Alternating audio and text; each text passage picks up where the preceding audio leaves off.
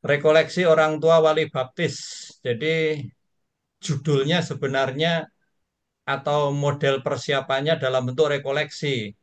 Tapi apakah rekoleksi ini akan memberikan seluruh materi yang diberikan oleh Komkat?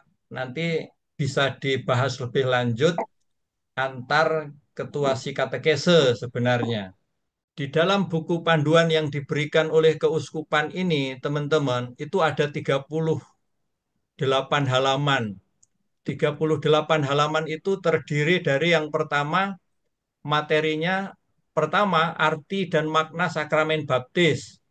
Nah, ini diambil dari buku panduan untuk persiapan baptis dewasa, teman-teman. Jadi materi yang pertama, arti dan makna sakramen baptis, sekali lagi diambil dari buku panduan persiapan baptis dewasa. Nah, mengapa hal ini dimasukkan? Nanti saya akan sampaikan. Lalu materi yang kedua, sejarah baptis bayi. Ini menjadi sangat penting karena kita ini Katolik. Ini salah satu yang membedakan gereja Katolik dengan gereja-gereja Kristen non-Katolik. Apakah sejarah baptis bayi ini tidak berdasarkan sebuah ajaran iman yang berdasarkan biblis? Nanti akan dijawab, teman-teman. Lalu yang ketiga, ini wali baptis. Ada pokok pembahasan terkait wali baptis. Ini nanti untuk diperhatikan bahwa wali baptis itu keberadaannya bukan formalitas, bukan sekedar ada, bukan sekedar hanya untuk syarat, tapi mempunyai makna, mempunyai peran yang sangat penting dalam kerangka pendampingan iman anak yang dibaptis. Lalu yang keempat, spiritualitas perkawinan. Nah, materi yang keempat ini yang benar-benar baru, teman-teman. Benar-benar baru jika dibandingkan dengan materi sebelum lahirnya buku panduan ini. Ini Isinya apa? Spiritualitas perkawinan. Nanti kita lihat. Dan yang kelima adalah pendidikan iman anak. Nah, kualitas. dalam kerangka pendidikan iman anak ini, persiapan baptis bayi sesungguhnya lebih mirip sebagai sebuah parenting. Sebuah parenting. Nah, itu teman-teman. Ini pertanyaan yang sangat penting yang menurut saya sebaiknya ditanyakan ketika kita melaksanakan persiapan baptis bayi. Apakah ibu bapak, terutama wali baptis itu sudah menerima sakramen inisiasi? Kita tahu bahwa sakramen inisiasi ada tiga, baptis, ekaristi atau komuni pertama, sebenarnya komuni pertama, karena ekaristi berikutnya itu sudah bukan menjadi inisiasi. Yang ketiga adalah krisma. Saya masih sering menjumpai bahwa wali baptis itu belum menerima krisma. Nah, ini nanti kita akan lihat itu boleh atau tidak. Nah, sebenarnya di balik pertanyaan boleh atau tidak, jawabannya itu adalah menjadi Katolik yang lengkap, yang sempurna, yang dewasa itu ditandai dengan krisma. Maka ada pertanyaan lebih lebih lanjut. Mungkinkah seseorang yang dewasa dalam iman menjadi wali baptis lalu dia belum krisma? Kan begitu. Ini logikanya sebenarnya. Ketika ada pertanyaan boleh atau tidak, sebenarnya secara logis pun sudah bisa dijawab. Nggak boleh sebenarnya. Kan begitu. Nah, ini materi yang pertama, menyangkut arti dan makna sakramen baptis. Apa sih sakramen baptis? Seperti tadi di awal saya sampaikan, materi ini benar-benar 100% diambil dari buku panduan persiapan baptis dewasa. Pertanyaannya sebenarnya kalau kita membedah kurikulum, itu lebih banyak pertanyaan why-nya, mengapanya gitu. Tapi sebelum sampai pertanyaan mengapa, ini kita menjawab pertanyaan apa sakramen itu dulu. Apa sakramen baptis itu dulu? Kalau orang Kristen, orang Kristiani, orang Katolik, Ini kan peserta yang mengikuti persiapan baptis bayi ini orang tua dan wali baptis. Seharusnya mereka itu sudah paham apa itu sakramen. Karena itu maka kalau mereka belum paham mengenai apa itu sakramen, tugas katekis kita semua itu untuk memberikan pembelajaran lebih lanjut, pendalaman lebih lanjut terkait dengan pokok-pokok ajaran iman. Seperti kita tahu, sakramen itu adalah tanda dan sarana, tapi tidak hanya sekedar tanda, tidak hanya sekedar sarana. Ini adalah sebuah tanda yang menandakan sekaligus menjadi sarana Allah itu hadir. Allah itu hadir dan hadirnya Allah itu untuk menyelamatkan. Dan menyelamatkan itu melalui Kristus. Nah ini teman-teman. Karena itu maka sebenarnya pernyataan, kalimat, arti, arti atau definisi sakramen ini sendiri di dalamnya implisit sudah mengandung tidak mungkin ada keselamatan tanpa melalui Yesus. Itu sudah tidak mungkin. Nah, kalau kita lihat ini ajaran Konsili Vatikan ekstra Ecclesiam Nulla Salus di sini masuk. Tapi saya nggak akan masuk sini. Jadi saya mengulangi. Sakramen itu adalah tanda sekaligus sarana yang menandakan dan menjadi sarana Allah hadir. Hadir untuk apa? Untuk menyelamatkan. Dan menyelamatkan itu melalui Kristus. Itu teman. Lalu sakramen baptis itu apa? Kita tahu bahwa sakramen baptis itu salah satu dari 7 sakramen. Dan setiap kali orang Katolik, orang Kristiani memasuki tahap hidup yang berbeda atau hidup baru, pasti itu harus diawali dengan namanya persiapan. Maka seseorang yang menerima sakramen baptis pun didahului dengan persiapan. Nah, sakramen baptis ini diakui sebagai pintu masuk, sebagai pintu gerbang untuk menerima sakramen-sakramen lainnya. Karena ini menjadi pintu masuk, pintu gerbang, teman-teman, ini menjadi sangat amat penting banget. Nah, nanti kan kalau dalam konteks baptis bayi ini kan bayi tidak paham. Tapi sekali lagi materi ini kan diambil dari baptis, persiapan baptis orang dewasa. Karena itu maka orang dewasa yang mau menjadi Katolik itu benar-benar harus paham sakramen ini itu menjadi pintu masuk. Kalau menjadi pintu masuk berarti dia harus memahami dengan baik.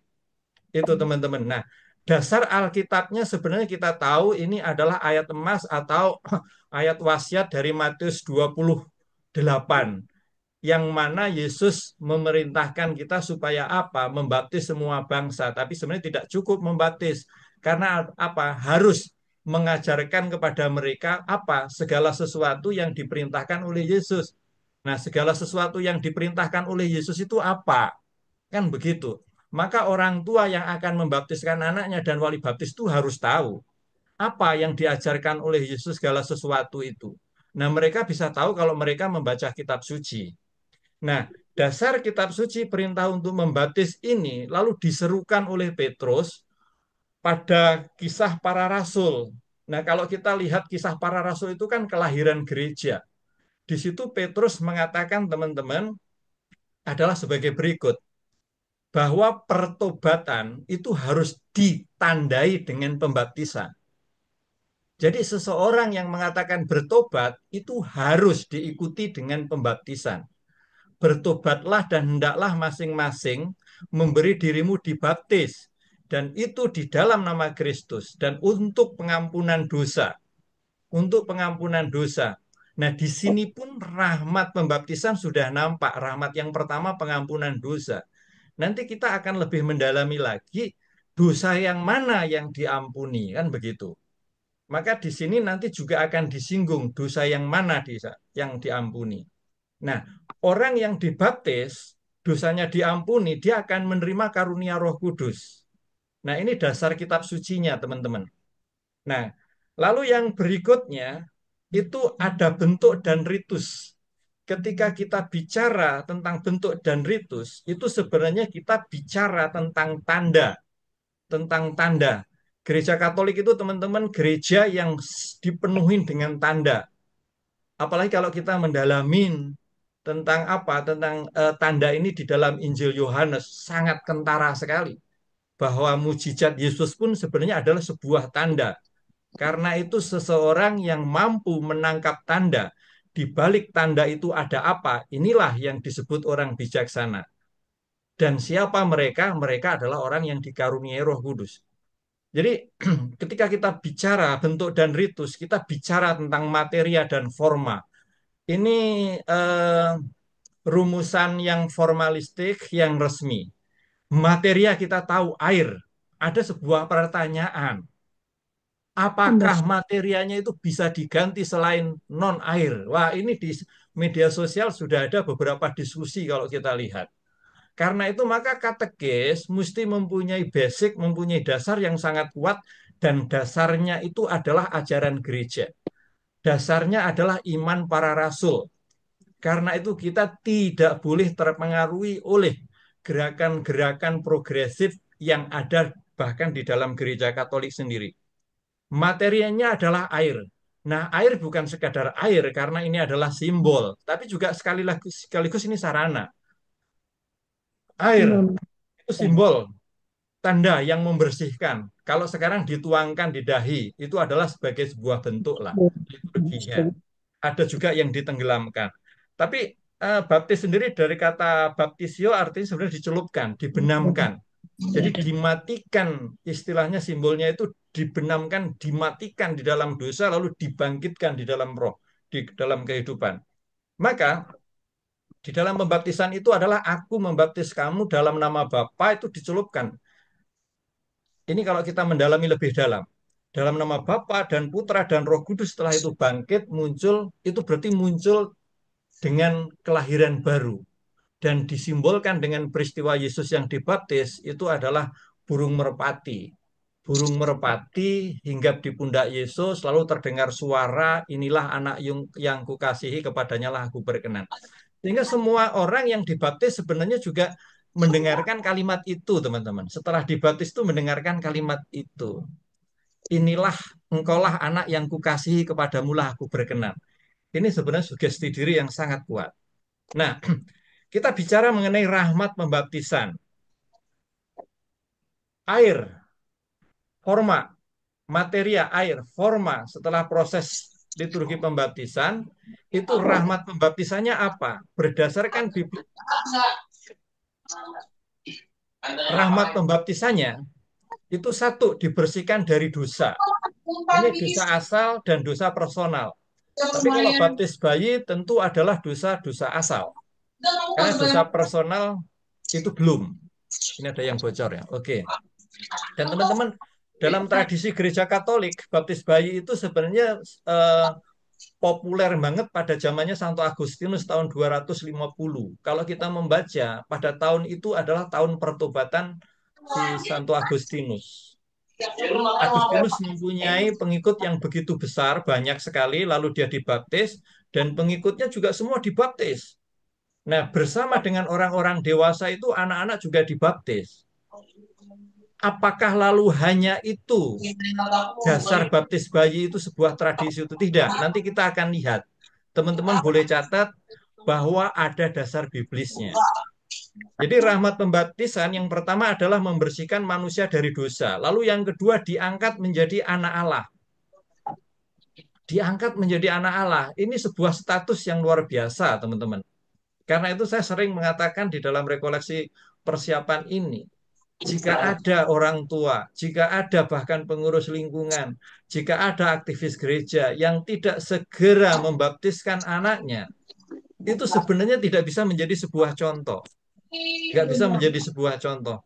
Mengapa? Karena pembaptisan itu perse di dalam dirinya, anak yang dibaptis, orang yang diabaptis itu diangkat menjadi anak Allah. Apakah ada harta yang lebih berharga daripada harta diangkat menjadi anak Allah? Saya kira tidak. Lalu yang ketiga disatukan menjadi anggota gereja yang sah. Jadi tiga rahmat ini adalah sangat kuat teman-teman. Jadi makna penting sakramen baptis pertama pembersihan dari dosa dan ini dosa asal dan dosa pribadi. Nanti saya akan singgung dosa asal. Tapi saya nggak akan membahas secara lebih mendalam. Kita bisa mencari satu sesi untuk pembahasan mengenai dosa asal. Karena memang pembicaraan topik dosa asal ini seringkali menjadi sebuah perdebatan yang kalau kita tidak tahu, itu akhirnya kita juga bisa jatuh kepada sebuah pemahaman yang keliru juga. Dua, kelahiran baru. Ingat percakapan Yesus dengan Nikodemus, teman-teman. Pada saat malam hari Nikodemus datang kepada Yesus lalu bertanya terkait bagaimana supaya bisa masuk ke dalam kerajaan Allah. Yesus menyinggung di sini terkait kelahiran baru, yakni pembaptisan. Nah, rupanya tidak hanya kelahiran baru itu ditandai dengan pembaptisan, ada konsekuensi lebih lanjut. Konsekuensinya itu adalah ketaatan mutlak kepada ajaran Yesus. Jadi orang yang dilahirkan sebagai anak Allah, dilahirkan menjadi anggota keluarga Allah, wajib hukumnya mutlak tidak bisa ditawar itu mempunyai ketaatan terhadap ajaran Kristus. Karena dari sini pun sebenarnya kita bisa menarik sebuah kesimpulan tentatif sementara bahwa ini alasan teologis kenapa lalu baptis itu mempunyai meterai kekal, teman-teman. Yang ketiga, menerima Roh Kudus. Kenapa diberi Roh Kudus? Yesus mengatakan bahwa iblis itu seperti singa yang mengaum-ngaum mencari mangsa. Orang yang dibaptis, yang sudah dibebaskan dari kuasa kegelapan, diampuni dosanya, dimasukkan dalam keluarga Allah, mereka itu hadir di tengah dunia. Karena itu nggak akan pernah mungkin orang yang sudah dibaptis bisa tetap menjadi terang kalau tidak dibimbing oleh Roh Kudus. Karena ini bentuk cinta Allah yang luar biasa sekali pembaptisan ini.